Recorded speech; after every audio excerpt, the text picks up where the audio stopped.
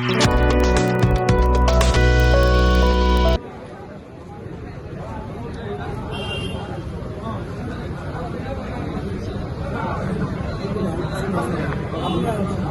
sipu hari kejingnya ki hajar bat hadirin berdep yakran daki arngut kinongelam berkentup ya Deputy Chief Minister Kambe Galia u Sengau Bahalang Dahar mat menteri ke Assam u Atul Bora hakajingalang ha Assam hadirin bana kaliang kini nongelam ladap penbaik berwanra biang ya kejingsu hapadeng kinongnya kali kini ki artli jela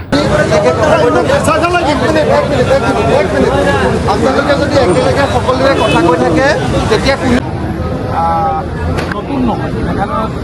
বিভিন্ন সময়ত এনেবোৰ ঘটনা হৈ আৰু মন্ত্ৰী পৰ্যায়ত আলোচনা হ'ল কইনাৰ ঘৰতো বৰ্তমান আপোনালোকক যিহেতু প্ৰতিবাদ উঠাই ল'বলৈ দিছে আৰু আপোনালোকৰ সৈতে কথা পাতিছে আপোনালোকে কি সিদ্ধান্ত লৈছে আমাৰ গোটেই প্ৰতিবাদটোৰ মূল উদ্দেশ্য আছিলে যে আমি ভৱিষ্যতলৈকে যাতে মেঘালয়ত আমাৰ এজনো চালকে আৰু পিটন খাবলগীয়া নহয় মানসিকভাৱে বা শাৰীৰিকভাৱে অপদস্থ হ'বলগীয়া নহয় আমাৰ গাড়ীসমূহ যাতে মেঘালয়ত ক্ষতিসাধন হ'বলগীয়া নহয় আমি তাত যাতে এটা সন্মানপূৰ্বক ব্যৱস্থাৰে যাতে আমি সেৱা আগবঢ়াব পাৰোঁ এই কথা বতৰাখিনি আমি মূল দাবীটো ৰাখিছিলোঁ আৰু আজি সন্মানীয় অতুল বৰা ডাঙৰীয়াই মন্ত্ৰী অতুল বৰা ডাঙৰীয়াই ইতিমধ্যে ৰাজহুৱাকৈ কৈছে আপোনালোকৰ সন্মুখত যে মেঘালয় চৰকাৰে এইটো লিখিত হিচাপে গভৰ্ণমেণ্টক প্ৰতিশ্ৰুতি দিছে এইটো আমাৰ প্ৰথম সফলতা দ্বিতীয় কথাটো আমাৰ আছিলে যে যিসকল আমাৰ পৰ্যটকক তাত অপমান কৰা হ'ল অপদস্থ কৰা হ'ল আমাৰ বাহনসমূহ ভাগিলে সেই বাহনসমূহৰ দায়িত্ব কোনে ল'ব এটা ক্ষতিপূৰণটো কোনে দিব তেতিয়া তেওঁ এইটো আলোচনা কৰিম বুলি কৈছিলে মই বোলো এইটো আলোচনা নকৰোঁতে আপোনালোকে কিয় জনালে কি বিষয়ত আলোচনা কৰিলে তেতিয়া ক'লে যে আমি লিষ্টখন দিয়ক যদি মেঘালয় গভৰ্ণমেণ্টে নকৰে তেতিয়াহ'লে অসম চৰকাৰে উপযুক্ত ক্ষতিপূৰণ প্ৰদান কৰিব এইটো আমাৰ জয় হয় নে নহয় নাজানো চৰকাৰে এইটো আমাক আশ্বাস দিছে তৃতীয় কথাটো দুয়োখন ৰাজ্যৰ মাজত মিলামিলি কৰি যে আমাৰ ভৱিষ্যতলৈকে নহ'ব নিৰাপত্তা অসম চৰকাৰে সেইটো এতিয়ালৈকে দিয়া নাই যে আমি মেঘালয়ত কেতিয়াৰ পৰা যাব পাৰিম কেতিয়াৰ পৰা স্বাভাৱিক হ'ব কাৰণ এই কথাটো আমি দাবী ৰাখিছিলোঁ যে এটা সুচল যাতায়াত ব্যৱস্থা কৰিবলৈ দুয়োখন ৰাজ্যই আনুষ্ঠানিকভাৱে ঘোষণা কৰিব লাগিব আৰু আমি এইটোও দাবী ৰাখিছিলোঁ যে মন্ত্ৰী মুখ্যমন্ত্ৰী আৰু পৰিবহণ মন্ত্ৰীগৰাকীয়ে অসমৰ ৰাইজৰ ওচৰত ক্ষমা বিচাৰক সেইটো কৰা নাই বাৰু এতিয়ালৈকে কিন্তু বাকী আমি দুটা দাবীত সন্তুষ্ট হৈছোঁ গতিকে ৰাইজৰ বিভিন্নজনে আমাক পৰামৰ্শ আগবঢ়াইছে যিহেতু আমি সকলো খাটি খোৱা চালক আমি গাড়ী EMI দিব লাগে বিভিন্ন ধৰণে আমাৰ গুৱাহাটীত খৰচ আছে গতিকে প্ৰতিবাদটো দীঘলীয়া হৈ গৈ থাকিলে অহাটো আমাৰ কাৰণে অসম্ভৱ আমি মেঘালয়ক ক্ষতি কৰাৰ উদ্দেশ্যেৰে প্ৰতিবাদ কৰা নাই তেওঁলোকক বুজাবৰ কাৰণেহে প্ৰতিবাদ সাব্যস্ত কৰিছোঁ তেওঁলোকে আমাৰ গাড়ী ভাগিছে আগতেও ভাগিছে আমি এতিয়ালৈকেও ধৈৰ্য ধৰিছোঁ আমি গাড়ী ভাগা চিগা কৰা নাই চৰকাৰৰ ওপৰত শেষ ভৰসা কৰিছোঁ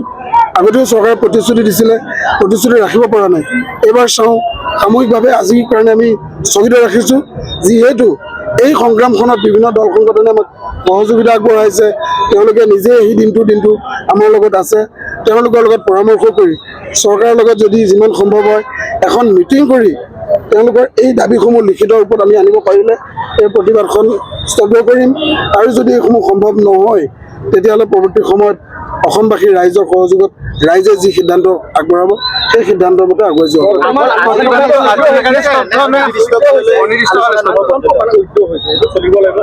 যিহেতু আমি মূল দাবী দুটা তেওঁ এতিয়া প্ৰতিশ্ৰুতি দি গৈছে লিখিতটো আৰু ইয়াতে বহি দিব নোৱাৰে চৰকাৰী কিছু নিয়ম নীতি আছে গতিকে লিখিত প্ৰতিশ্ৰুতিটো আমাৰ এখন তেওঁলোকে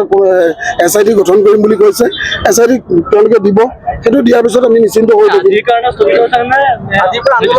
আজিৰ পৰা আন্দোলনটো আমি স্থগিত ৰাখিছোঁ SIT কমিটিখন গঠন কৰক তাৰ পাছত যদি চৰকাৰে প্ৰবঞ্চনা কৰে তেতিয়াহ'লে বলপূৰ্বক হ'ব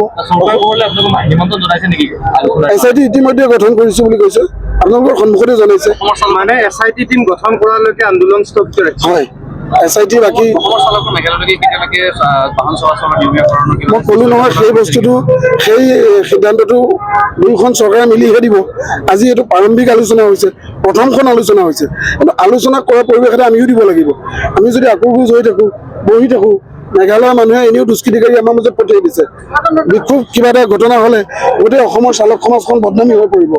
গতিকে আমি সেইটো বিচৰা নাই, এটা ডাঙৰ দায়িত্ব আমি ল'ব বিচৰা নাই যে অপ্ৰীতিকৰ পৰিস্থিতি হওক, কাৰণ মেঘালয় কিছু সংখ্যকৰ মানসিকতাটো বৰ ভাল নহয়, সেয়া সমগ্ৰ ভাৰতবাসীয়ে দেখিলে। গতিকে সেইটো কাৰণে সাময়িকভাৱে স্থগিত ৰাখিছোঁ। SIT গঠন হোৱাৰ পিছত যিখিনি আমি আশ্বস্ত হ'ম সেইখিনি আপোনালোকৰ জৰিয়তে সকলোকে জনাম, আৰু যদি নহয় পৰৱৰ্তী সময়ত অসমবাসী ৰাইজৰ যি পৰামৰ্শ আমি আজি নকওঁ, কাৰণ এতিয়ালৈকে মন্ত্ৰীয়ে প্ৰাৰম্ভিক আলোচনাটোহে হৈছে, টেকনিকেলি কথা বতৰা হৈছে। আপোনালোকে চাওক, লিখিত প্ৰতিশ্ৰুতি এতিয়াও আমাৰ হাতত পৰাই নাই। আজি নিশ্চিতভাৱে এতিয়া পাৰিব। বাকী স্বাভাৱিক যাতায়াত যিটো আমি নিৰ্ভয় মেঘালয়লৈ কেতিয়া যাম, মেঘালয়ৰ মানুহ নিৰ্ভয় কেতিয়া আহিব? অত্যাৱশ্যকীয় খাদ্য সামগ্ৰী কৰি আছে, মেডিকেল জনিত স্বাস্থ্যজনিত সামগ্ৰী কৰি আছে, এইবোৰতো কৰিবই লাগিব, উপায় নাই, আমি মানুহ।